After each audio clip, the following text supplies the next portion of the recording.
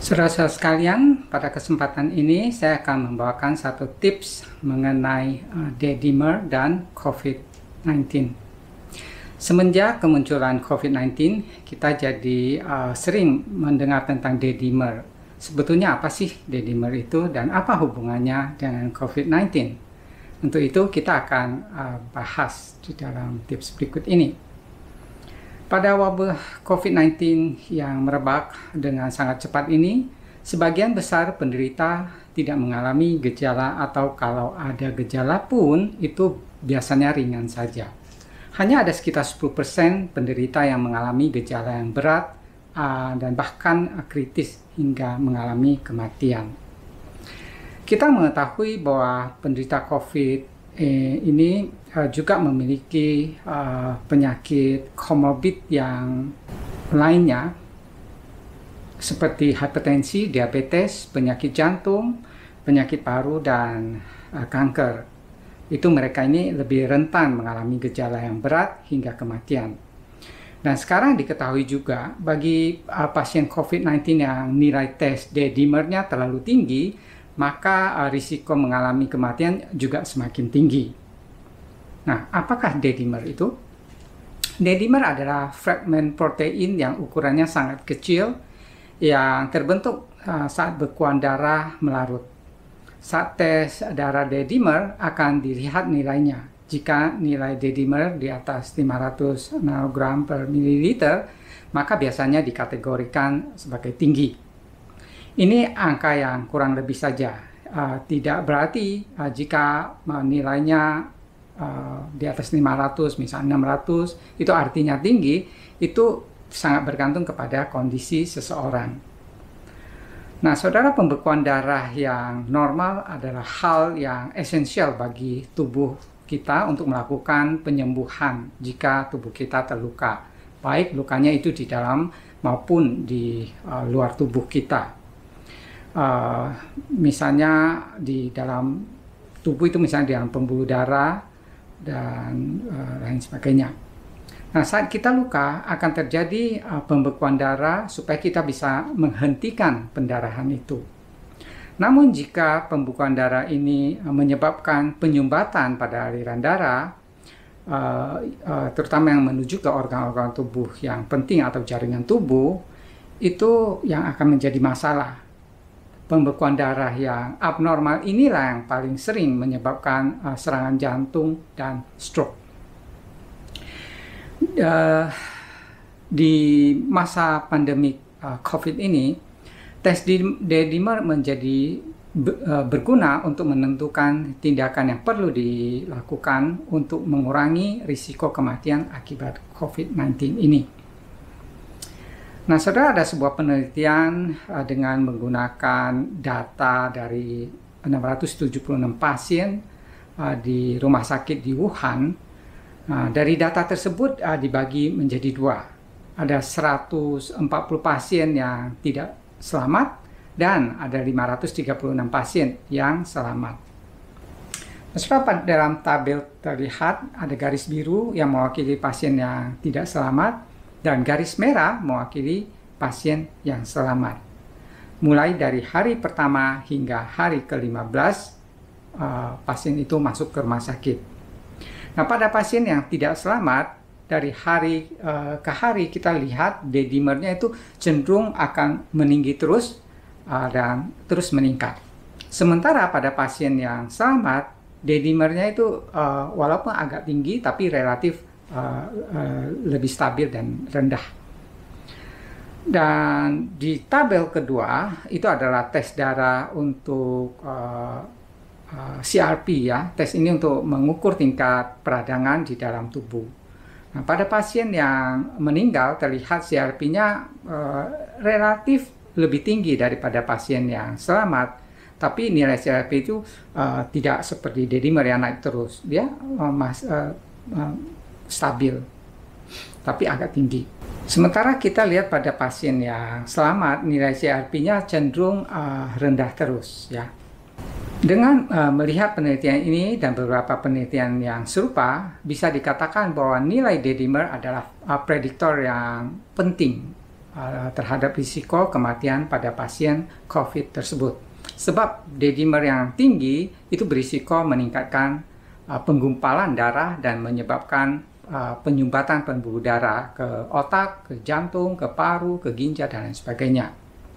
Jika nilai D-dimer pasien tinggi, maka perlu diambil tindakan khusus yang diperlukan. Nah, saudara, proses penggumpalan darah atau disebut sebagai trombosis itu terjadi melalui beberapa mekanisme berbeda. Di dunia kedokteran, penanganan masalah trombosis atau penggumpalan darah ini menggunakan berbagai obat-obatan yang berbeda juga pendekatannya. Kelompok pertama adalah antiplatelet, ya, itu untuk mencegah aktivasi dan penggumpalan platelet. Nah, platelet ini adalah komponen dari sel darah yang berfungsi untuk membentuk gumpalan untuk menutupi, kalau luka itu untuk menutupi luka, ya. Nah, ini biasa terjadi kan di fase awal dari proses penggumpalan. Contoh paling umum obat antiplatelet itu adalah aspirin. Lalu kelompok kedua itu adalah antikoagulan yang tujuannya untuk memperlambat transformasi fibrinogen menjadi fibrin. Ini adalah satu langkah terakhir pada proses penggumpalan darah. Fibrin ini adalah protein yang terbentuk seperti serat, ya, yang bersama dengan platelet ini akan membentuk gumpalan yang stabil untuk menutupi luka. Nah, contoh dari obat antikoagulan ini ada warfarin yang sangat banyak digunakan.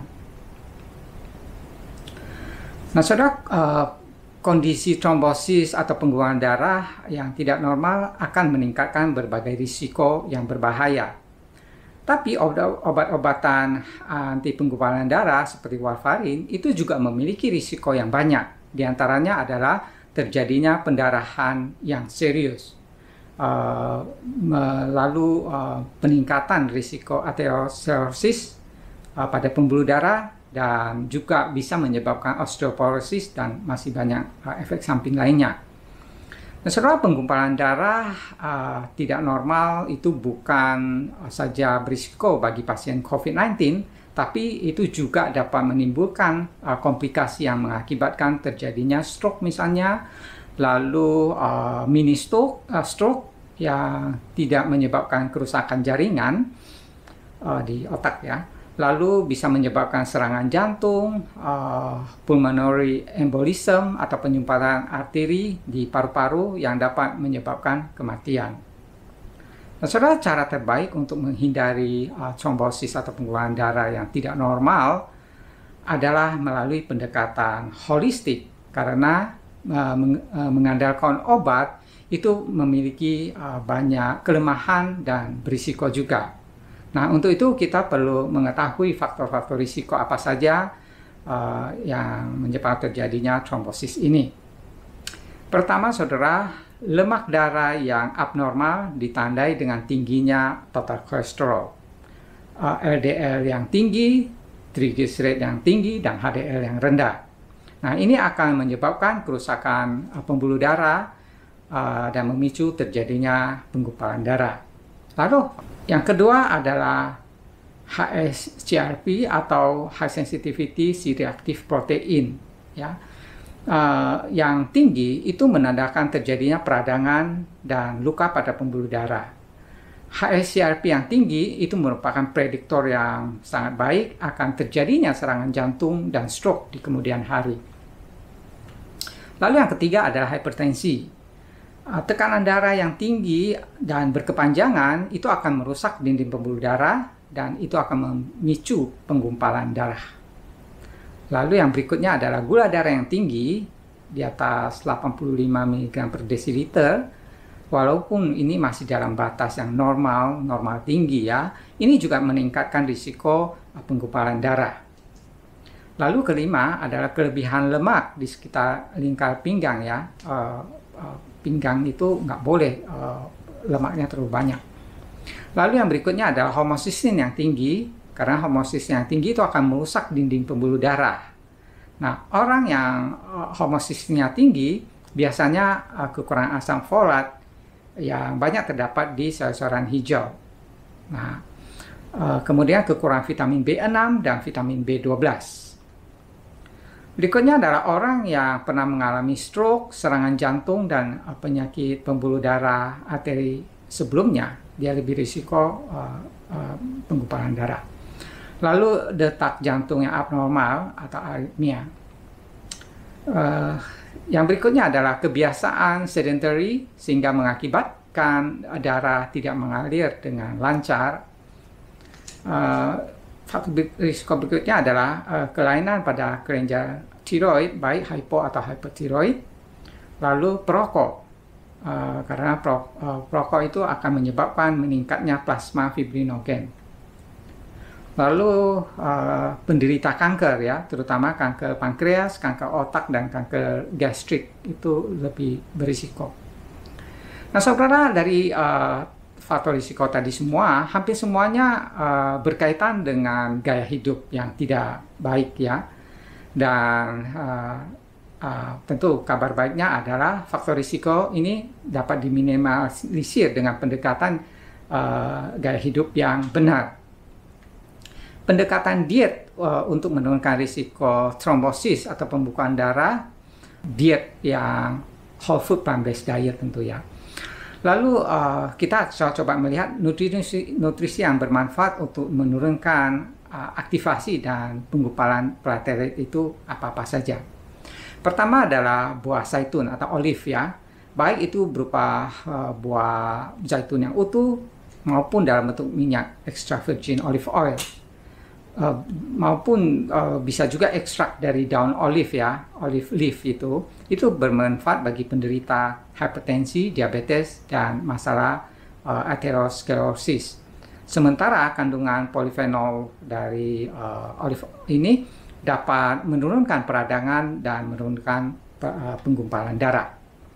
Yang kedua adalah quercetin yang banyak terdapat di keluarga bawang-bawangan ya, ini dapat mengurangi penggumpalan platelet. Yang ketiga adalah chia seed dan flaxseed yang kaya dengan omega 3 itu menunjukkan khasiat menurunkan plasma fibrinogen dan pelengketan dari platelet. Efek yang mirip ya terdapat di obat Cina yang bernama Tanseng atau red sage. Lalu yang keempat adalah resveratrol yang terdapat di kacang tanah, di pistachio, maupun di anggur, di blueberries, cranberries, dan lain sebagainya.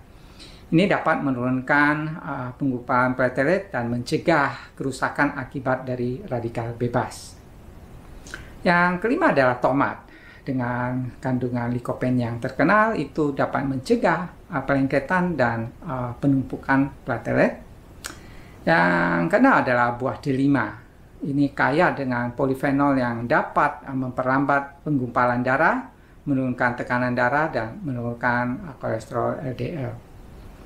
Yang ketujuh adalah bawang putih. Ini sangat bermanfaat untuk menurunkan tekanan darah, memperbaiki profil lemak darah, dan menurunkan penggumpalan darah. Yang kedelapan adalah capsaicin yang ada di cabai dan paprika ya. Ini dapat mengurangi penggumpalan platelet dan menurunkan penggumpalan darah. Berikutnya adalah jahe dalam jumlah yang cukup ya, yaitu di atas 2,5 gram setara bubuk ya. Itu bermanfaat untuk menghambat penggumpalan platelet juga. Yang berikutnya adalah kurkumin yang ada di kunyit, itu memiliki sangat banyak manfaat. Dia bisa melindungi kesehatan jantung, mengurangi oksidasi peradangan. Kemudian dalam hal penggumpalan darah ini, kunyit dapat mengurangi fibrinogen sehingga menghambat penumpukan platelet. Berikutnya adalah makanan yang kaya dengan vitamin B3 atau niacin. Ini banyak terdapat di kacang tanah, di nutritional yeast, di quinoa, padi-padian utuh ya, whole grain. Ini dapat menurunkan fibrinogen dan secara umum dapat mencegah penyakit jantung juga. Berikutnya ada vitamin C. Ini dapat menurunkan plasma fibrinogen dan mencegah penumpukan platelet. Berikutnya adalah nattokinase dari natto, ya, ini makanan khas Jepang. Ini kedelai yang difermentasi, ya. Ini diketahui dapat menghancurkan penggumpalan darah, menurunkan penumpukan platelet, dan menurunkan kekebalan darah. Nah, natto juga sangat kaya dengan vitamin K2, vitamin yang penting namun sulit didapat dari makanan lain selain dari sayuran hijau yang mengandung vitamin K1, lalu kemudian di tubuh kita dikonversi dalam jumlah yang sangat sedikit ke dalam bentuk vitamin K2. Nah, vitamin K2 diketahui sangat penting untuk mencegah timbulnya plak pada pembuluh darah dan juga untuk kekuatan tulang. Berikutnya ada vitamin E yang banyak terdapat di kacang-kacangan dan biji-bijian utuh seperti almond, biji labu, biji bunga matahari, dan padi-padian utuh. Ini diketahui dapat mengurangi penggumpalan darah. Berikutnya kayu manis dan juga tongkuai, ya, yang mirip dengan ginseng, itu diketahui juga dapat menurunkan penggumpalan darah. Berikutnya adalah nenas dengan kandungan enzim bromelain. Ini bersifat anti peradangan yang sangat baik. Diketahui ini dapat mengencerkan darah, mengurangi pembentukan gumpalan darah, dan memecah gumpalan darah yang terbentuk. Saudara, cukup banyak nutrisi pada makanan alami yang memiliki khasiat yang luar biasa untuk menurunkan penggumpalan darah, sehingga D-dimer juga akan turun tentunya, ya. Dan banyak juga khasiat-khasiat yang lain yang bahkan tidak kalah dengan obat-obatan yang biasa diberikan oleh dokter. Dan sebagai penutup, saudara, makanan apa yang dapat meningkatkan penggumpalan darah?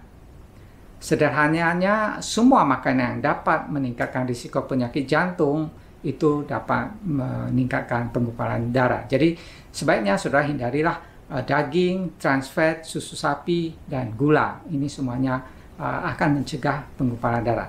Demikian tips kali ini, semoga bermanfaat dan kiranya Tuhan memberkati. Shalom.